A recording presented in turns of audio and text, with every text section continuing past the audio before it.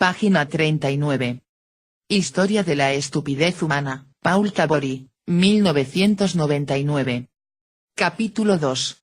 La voracidad de Midas. Sección 4.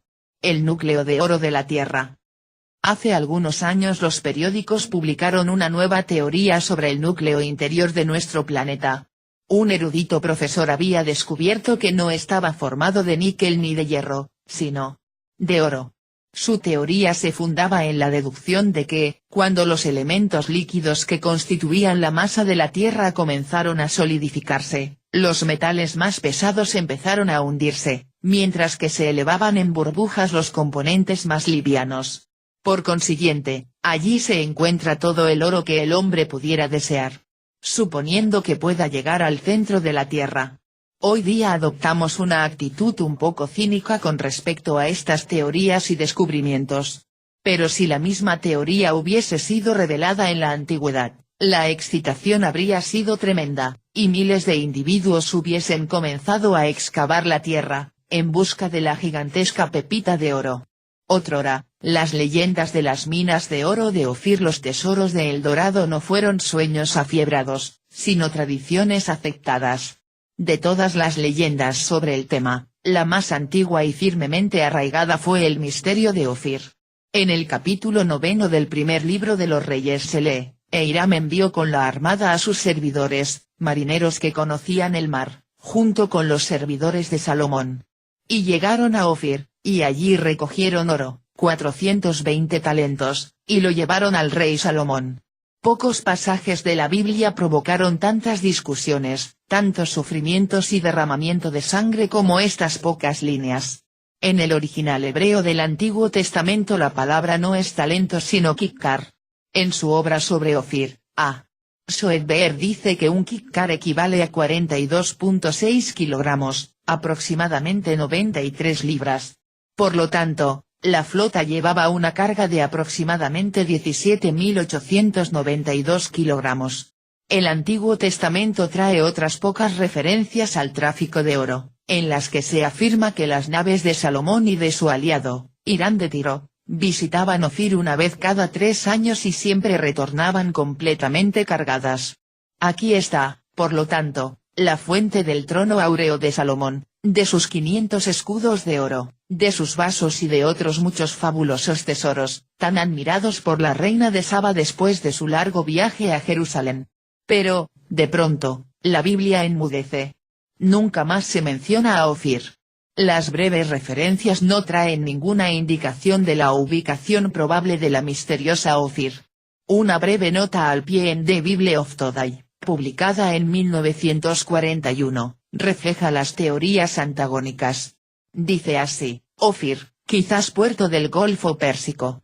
Algunos afirman que se hallaba en la costa de África, otros, en la costa de la India. Ciertamente, hay para elegir.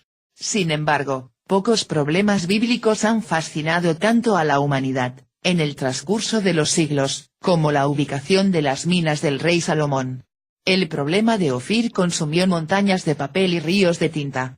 Y para resolver la cuestión fueron gastados buen número de kikkars en impresiones de la más diversa índole. Al principio, todos estos esfuerzos fueron realizados en gabinetes de estudio, sobre las mesas de trabajo de exploradores puramente teóricos. Los filólogos buscaron nombres geográficos de sonido o escritura semejante. Cuando aparecía alguno que satisfacía todos los requerimientos, se anunciaba el descubrimiento de Ofir. El término árabe Dhofar atrajo la atención hacia Arabia, el nombre de la tribu Abira la llevó a la costa de la India. Alguien dio con un fragmento de la Biblia en el que se aludía al oro de Parvai, en el libro segundo de las Crónicas, donde se describe el oro utilizado en la construcción del templo. De modo que los eruditos llegaron a la conclusión de que Ofir estaba obviamente en Perú. Sin embargo, Parvai quería decir regiones orientales. La expresión aludía al lodo de las regiones orientales, el oro más fino que se conocía. Quienes identificaban el nombre bíblico con el territorio africano estaban más cerca de la solución del misterio. Pero todo esto no era otra cosa que el fútil pasatiempo de los teorizadores.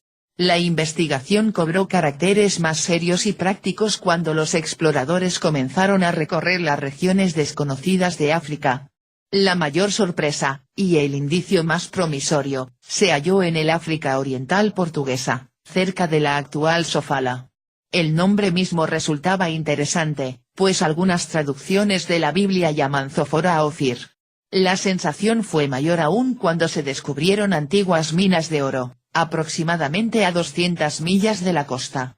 Sobre la ruta que lleva a dichas minas, cerca de la moderna Zimbabue, en Rodesia, se hallaron las ruinas de un templo que mostraba indicios de la artesanía fenicia.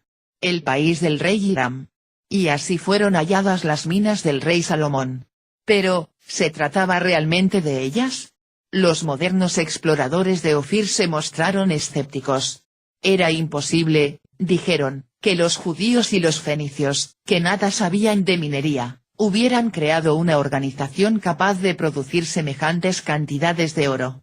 Tampoco era probable que hubiesen podido transportar el oro atravesando 200 millas de jungla africana, en dirección a la costa.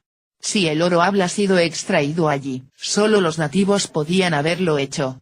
Muy bien, replicaron los hombres que creían en la existencia de Ofir.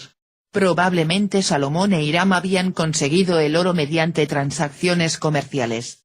Los escépticos menearon nuevamente la cabeza. Fenicia era un país consagrado al comercio.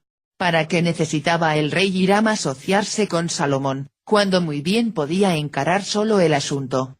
Sobre todo si se tiene en cuenta que debía aportar el capital más valioso, los expertos hombres de mar.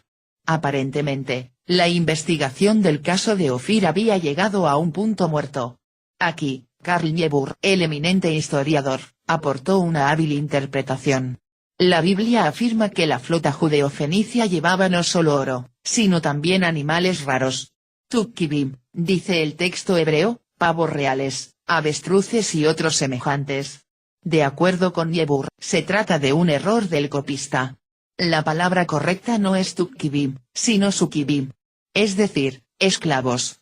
En su interesante obra Von Ratzelaftenlandern, Las tierras misteriosas, Richard Emig reconstruye toda la historia a partir de este error. El libro fue publicado en 1925 en Múnich e incluye una detallada bibliografía de la literatura sobre el caso de Ofir. Afirma el autor que Salomón y su socio no tenían minas cerca de Sofala, ni iban allí para comerciar. Simplemente, se trataba de campañas bien organizadas de piratería. El rey Hiram sabía bien lo que hacía. Su nación era un país de comerciantes y de marinos. Durante sus viajes descubrieron Sofala, el país del oro, pero el comercio, el intercambio de mercancías, aparentemente no daba los resultados apetecidos. El áureo tesoro de los nativos debía ser obtenido por otros medios. El rey Salomón disponía de un ejército bien adiestrado. Por lo tanto, Salomón suministró los soldados, y el rey Hiram la armada.